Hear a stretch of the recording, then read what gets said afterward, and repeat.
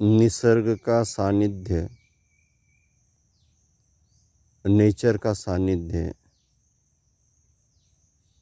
यानी हम ईश्वर के समीप हैं, अल्लाह के नज़दीक हैं, उस परम शक्ति के करीब हैं, जहाँ सब कुछ नेचुरली है। सभी पक्षियों की आवाज़, सभी परिंदों की आवाज़ और ये घना जंगल, ऊंचे ऊंचे वृक्ष, आसमान छूते हुए वृक्ष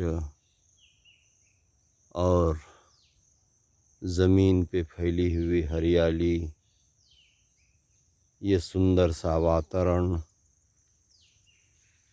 इसको निहारने के लिए, इसको देखने के लिए निसर्ग के सानिध्य में पहुंचा करें, जंगलों में पहुंचा करें।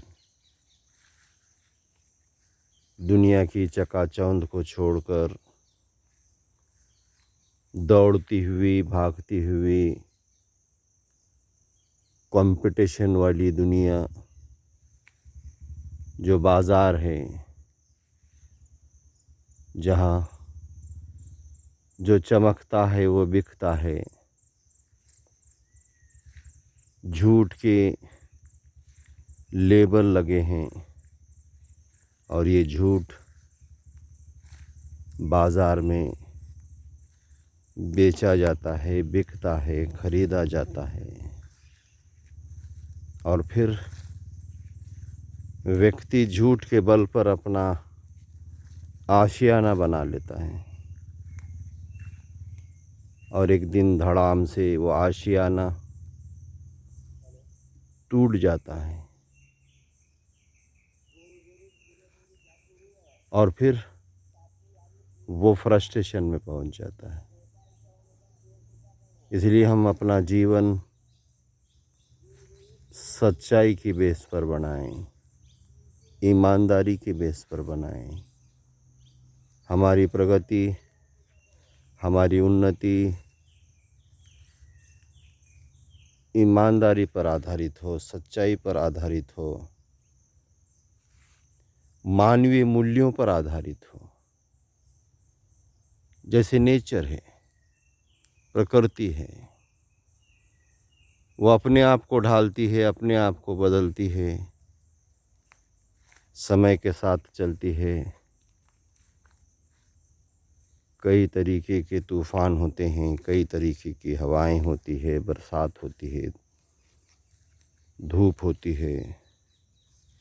उन सब में अपने आप को ढालते हुए चलती है। कई प्रकार के सूक्ष्म जीव इस पृथ्वी तल पर अपनी अपनी तरीके से जीवन यापन कर रहे हैं। जो पक्षी, जो प्राणी, जो जीव पैदा होता है, वो अपने अपने ढंग से जीता है, उसकी अपनी अपनी कोशिश होती है। वैसे ही सबसे पावरफुल प्राणी मानव को माना गया है और यही पावरफुल प्राणी, उसकी बुद्धि कभी कभी दुर्बुद्धि में तब्दील हो जाती है। वो हाव करने लगता है, वो बहुत ज़्यादा पानी की चाह में गलत रास्ते पे निकल पड़ता है, गलत रास्ते पे भटकने लगता है, औरों को तकलीफ़ देकर, झूठ बोलकर, फरेब कर साधन संपत्ति जमा करने लगता है। और दूसरों को छोटा और खुद बड़ा बनने लगता है। किंतु निसर्ग ऐसे नहीं है। ये तीनों झाड़ सामने खड़े हैं, सब अपनी अपनी क्षमता से बढ़ रहे हैं और तीनों बढ़ रहे हैं।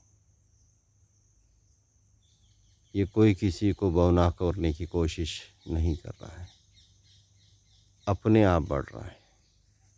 ये निसर्ग है। ऐसा ही हमारा जीवन नैसर्गिक हो, मानवीय हो, मानवीय मूल्यों को संजो कर रखने वाला हो, तभी जाकर हम इस पृथ्वी को स्वर्ग जैसे बना सकते हैं।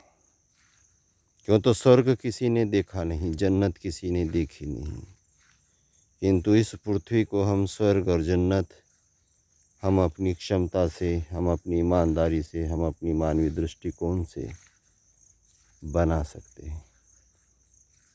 यही सोच हमारी होती हो तो ही हम सच्चे अर्थों में मानव हैं और मानव योनि को जन्म हमारी सार्थकता है। उम्र के साथ, समय के साथ, बचपन से जवानी, जवानी से बुढ़ापा और फिर धरातल पे पड़ जाना, जैसे ये झाड़ पड़ा है। उसकी अपनी जवानी में वो खड़ा था, उसके वो अपने बचपन में खड़ा था और उसकी एक आयु, और आयु समाप्त होने के बाद ये टूट कर ज़मीन पे पड़ा है और ये ज़मीन में ही पंच तत्वों में विलीन हो जाएगा। ऐसे ही हमारा है। इसलिए ये जानियो, ये एहसास हमेशा रहे कि मैं एक दिन इसी भूमा की गोद में हमेशा हमेशा के लिए समा जाने वाला हूँ। अलग अलग परंपराओं के हिसाब से कोई दफनाएंगे, कोई गाड़ेंगे, कोई जलाएंगे, कोई बहाएंगे, किंतु ये पंच तत्वों में विलीन हो जाना है। आयुष्य बहुत छोटा है, 25, 50, 100 साल का हमारा आयुष्य। उस आयुष्य में, उस जिंदगी में, उस जीवन में अगर मानव योनि को जन्म लिए हो तो मानवता के सभी गुण हम में हो, तभी सार्थकता है जीवन की। ये सार्थकता सिद्ध करने के लिए कभी कभी गांव छोड़कर, शहर छोड़कर, परिवार छोड़कर, दुनिया की कंपटीशन छोड़कर निसर्ग के सानिध्य में आइएगा। नेचर के साथ कुछ दिन, कुछ घंटे बिताइएगा, जिससे हम अपने आप को देख सकें, अपने आप को जान सकें, अंतर्मुख हो सकें, बेवजह की कंपटीशन में जो पड़े हैं उस कंपटीशन से निकल सकें और हम अपने आप को जान सकें। यही अध्यात्म है,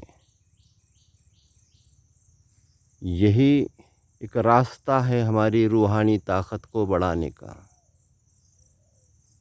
अपने आप को देखना, अपने आप को तलाशना, अपने आप को जानना